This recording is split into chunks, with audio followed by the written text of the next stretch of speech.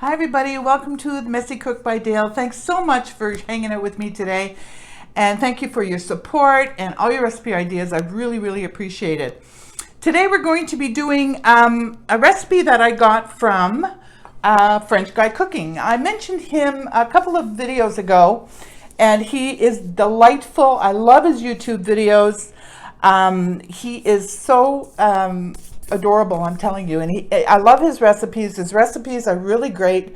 They're easy to follow, and they're not just French cooking. It's all kinds of different stuff, and you should really check out his video. I'm going to put his link underneath. He's fabulous. Name? Alex, whatever. That's all he calls himself, is Alex. Anyway, check him out. Anyway, this is from his, this is not from his recipe book, actually. This is from a series he did on YouTube on finding the perfect meatball. He traveled the world, he went to Italy, he went all over the place, and it turns out the best meatball he found and the most tasty came from Brooklyn, New York, believe it or not, in a little Italian restaurant. They got the recipe off of, from their ancestors, brought it over here to America, and they perfected it, and that's, he said it's the very best meatball there is, so we'll see.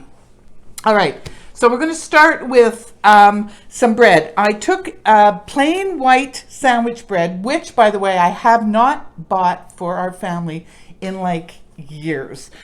We always buy the whole grain and the nutty and all that stuff, but the recipe called for plain white bread.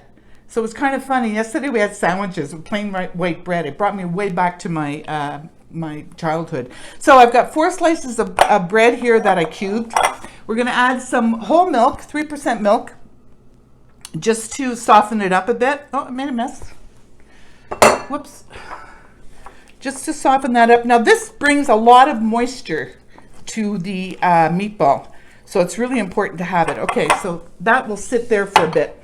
All right, next we have 2 pounds. This is a little bit more than 2 pounds because that was what was in my freezer, but that's 2 pounds of about 20% fat meat, beef, ground beef. That's pretty lean. So this is lean ground beef. Now you can opt it out for the Holy Trinity, which is veal, pork, and beef. And you can make a really beautiful meatball with that. We're going with this today. You can also, of course, use ground chicken, ground turkey, and if you want to go vegetarian, you can even do Beyond Meat.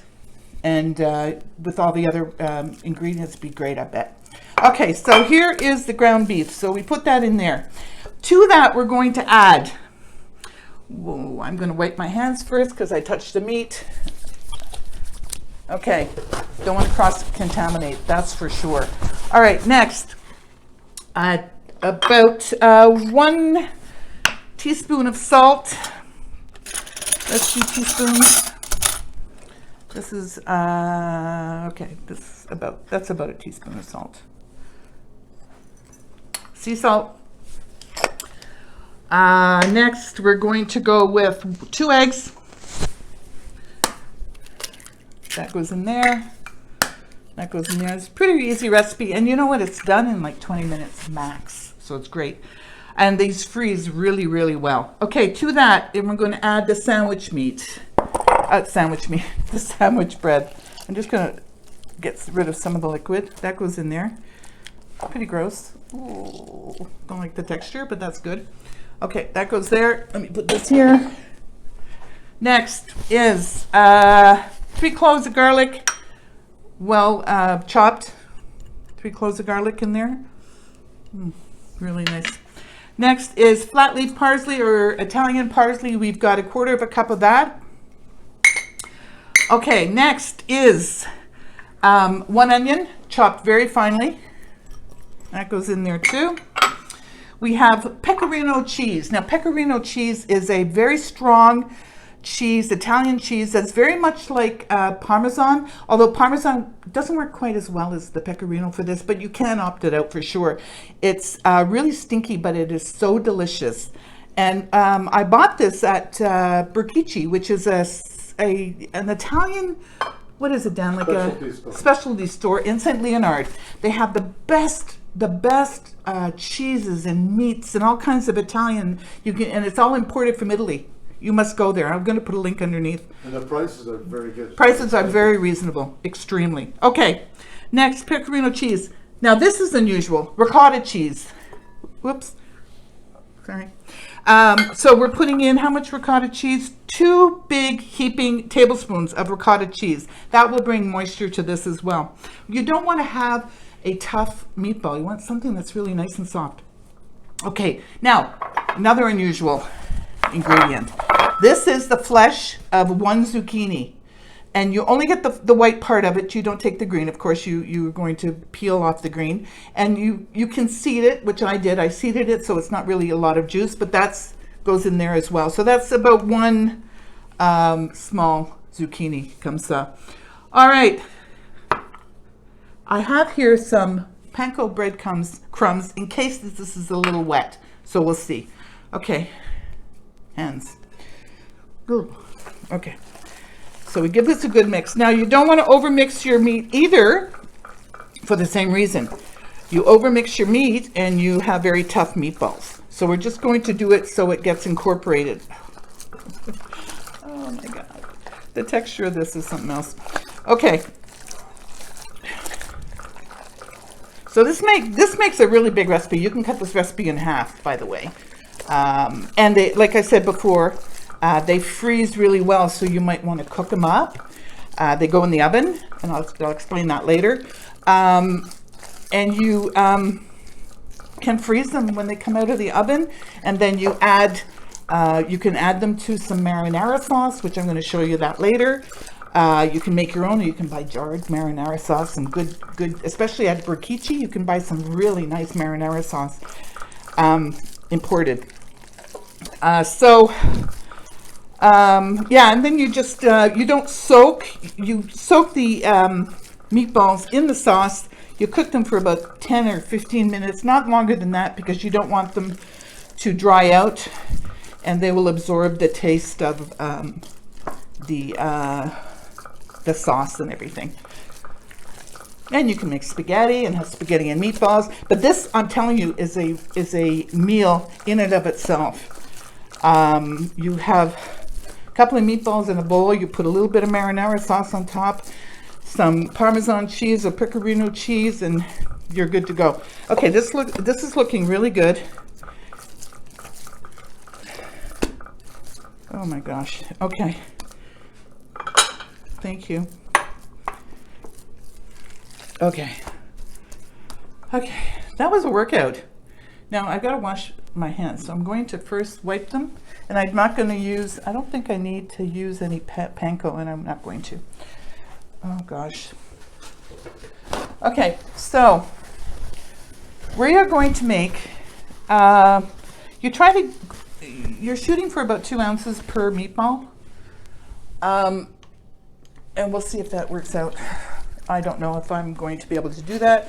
I'm going to eyeball them. But I do have my trusty, oh, here it is. Let me get rid of some of this stuff.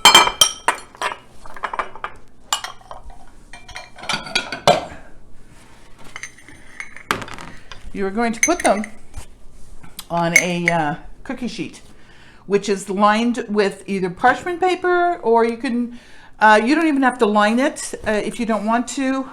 But you would have to oil or grease the pan really well because they might stick. I like using silpat. Now, a funny story about this is that I went to France several years ago, and I thought, I'm going to go and I'm going to buy several of these. They must be cheaper because they're made in France. It says made in France. So I went over there, and I'm telling you, I hit many, many kitchen supply stores. And not true, Dan? Yep. None of them even knew what it was. It was like, it's made in France. You must know what it is. It's baking. It's for all kinds of stuff. Anyway, they didn't know. So I came back to Montreal and I bought a couple at the local cooking, or the, what do you call it? Utensil store, cooking utensil store. So I don't know what all that's about. But anyway, so I got these. So you can use this. You can use aluminum foil, spray the aluminum foil, but be careful they don't stick. So I'm going to get out my trusty scale, and let's see. I'm going to use a ice cream ice cream scooper. 1.52 ounces. That's pretty good. I think I'm going to stick with that. 1.52 ounces. Okay. So let's go. A little bit more. So I'm going to make these. I'm going to round them in my hands. Ugh. Nice to have a nice round one. You know, I've heard of people stuffing meatballs too with like mozzarella cheese or whatever. You could do that. Okay, so this is going to take a while. So we are going to cut away and we're going to come back and they'll be done. These are going to go into an oven at 425 Fahrenheit, 220 Celsius for about 16 to 18 minutes. And you'll want to make sure they're done on the inside. So pick one up after 16 or 18 minutes and you can test it that way and see if it's done. All right, so we'll see you later. Bye. Hi everybody, welcome back. Well, the meatballs are done. So they went into the oven at 425 Fahrenheit for about 16 to 20 minutes, but the interior temperature should be about 160 degrees Fahrenheit. So 165. 165 or a bit above to make sure that they're done. All right, so I took out some marinara sauce that I had. I put a few of the meatballs in the marinara sauce to cook for about 10 minutes or so. And we're going to give it a try. The meatballs turned out really well as far as the shape is concerned. They're not perfect, but you know, nothing is when it comes to the messy cook. Okay, so let's put a bit of sauce on top like this. You can have this with pasta. Oh, by the way, I meant to tell you before that the reason I'm making these is because my soon-to-be-born grandson is craving them. And I got a phone call saying, I really am craving meatballs. My daughter-in-law told me, and she said that Benjamin, our future grandson, is craving them. So what does Grammy do? She makes meatballs for her grandson. All right, so we're going to top this with a bit of Parmesan cheese this time. Come in real close, Dan. Look how good that looks. Oh, all right, we're going to give it a try. Very moist. Oy, oy, oy.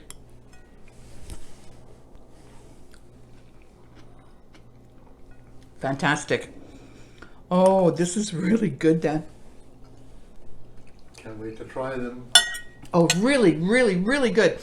Now we are going to have these. You can make these with spaghetti sauce, like I said, a marinara sauce, and eat them like this with a nice crusty bread. You can also have them on spaghetti. You can have them on penne or whatever kind of pasta you want. Make a good marinara sauce, and very easy to make. You just throw in some crushed tomatoes, some garlic, basil, salt, pepper, basil, I said, and that's about it. And then you've got a nice marinara sauce.